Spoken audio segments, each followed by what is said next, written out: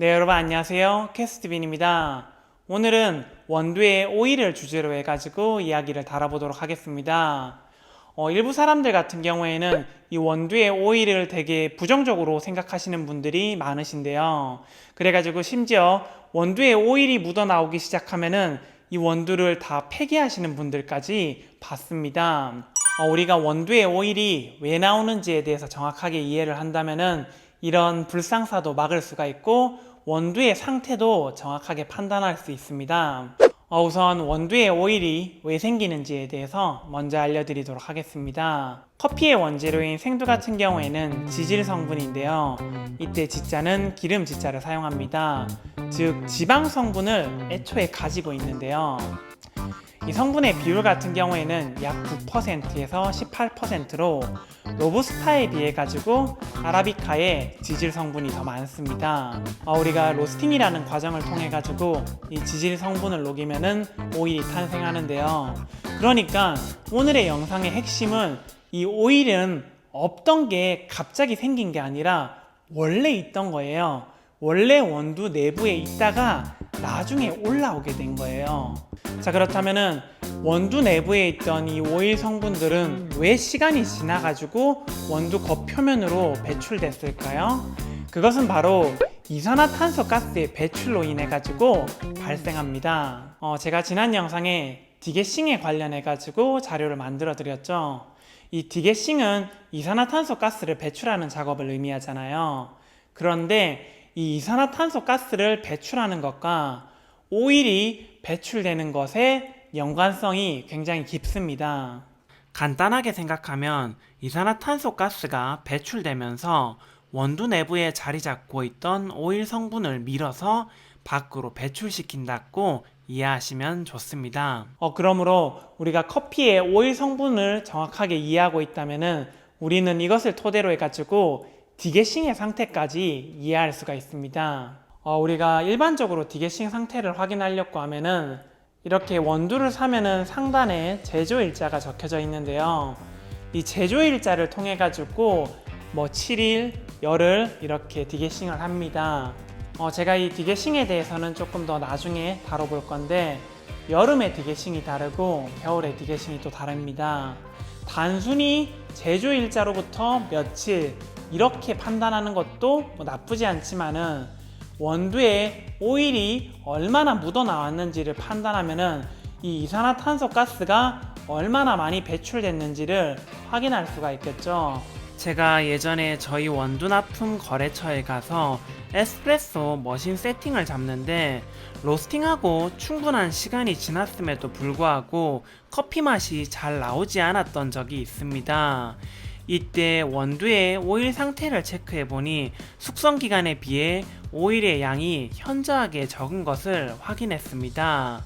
어떤 이유로 인해 가지고 디게싱이 천천히 진행됐던 것인데요. 단순히 제조일자만 체크했으면은 알 수 없던 정보를 원두의 오일 상태를 확인하면서 정확한 문제점을 확인할 수 있었습니다. 저희가 이 중강 배전으로 로스팅한 디퍼 블렌드나 모던 블렌드 같은 경우에는 에스프레소로 추출할 때 디게싱 기간을 한 7일에서 열흘 정도는 잡아주셔야 되는데요. 이걸 반대로 생각해보면은 로스팅한 지 얼마 안 된 갓볶은 커피 같은 경우에는 원두 겉표면에 오일이 거의 없는 맨들맨들한 상태가 되겠고 7일 정도가 됐을 때는 원두의 한 절반 조금 안 되게 오일이 덮여 있고 그리고 원두가 한 2주에서 3주 정도가 지나면은 원두의 디게싱이 굉장히 활발하게 이루어져 있으니까 이로 인해 가지고 이산화탄소 가스도 그만큼 많이 배출되고 오일도 많이 배출되고 원두의 상태는 전체적으로 윤기가 많이 띄는 모습을 볼 수 있을 겁니다. 자, 그렇다면은 모든 커피는 오일이 어느 정도 배출돼야지 커피 맛이 좋을까요? 오일이 배출된 커피는 무조건 디게싱이 다 된 커피일까요? 또 당연히 아닙니다. 제가 이 이산화탄소 가스의 배출과 오일의 배출이 밀접한 관계가 있다고 했는데 약배전의 이산화탄소 가스 발생량과 강배전의 발생량에 큰 차이가 발생합니다. 이 약배전 커피 같은 경우에는 애초에 만들어진 이산화탄소 가스 양 자체가 적기 때문에 이 양을 가지고 오일을 밖으로 끌고 가기가 조금 어렵습니다. 그래서 시간이 지나도 약배전 커피에 오일이 거의 올라오지 않는 게 바로 이로 인해 가지고 발생하고요.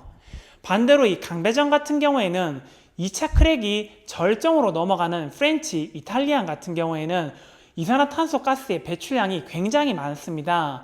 그렇기 때문에 이런 커피 같은 경우에는 원두를 배출하자마자 커피에 오일이 완벽하게 덮여서 나오기도 하는데요. 이산화탄소 가스의 양이 이렇게 배전도에 의해 가지고 많이 결정되고 이 배전도를 통해 가지고 오일을 이해할 수도 있습니다.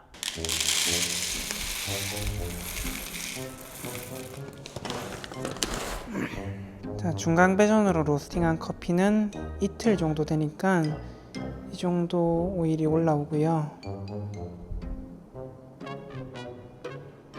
중약 배전 같은 경우에도 오일이 완벽하게 없는 건 아니고요. 살짝은 있습니다.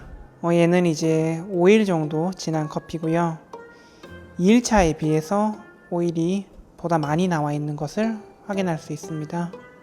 얘는 이제 똑같이 5일 정도 시간이 지난 커피고요.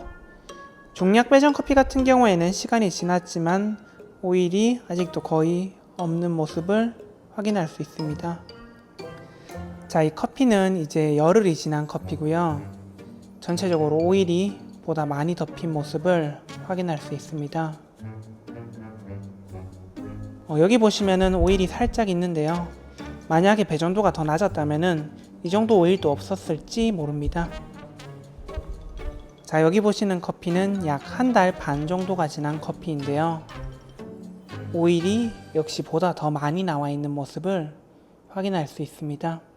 참고로 프렌치나 이탈리안, 강배전 커피는 갓볶은 커피임에도 불구하고 원두에 오일이 가득 덮여 있습니다. 단순히 오일이 가득 덮여 있다고 해서 숙성이 다 된 것은 아니고 실제로 원두 내부에는 상당히 많은 가스를 내포하고 있기 때문에 꼭 충분히 디게싱 작업을 해주셔야 됩니다.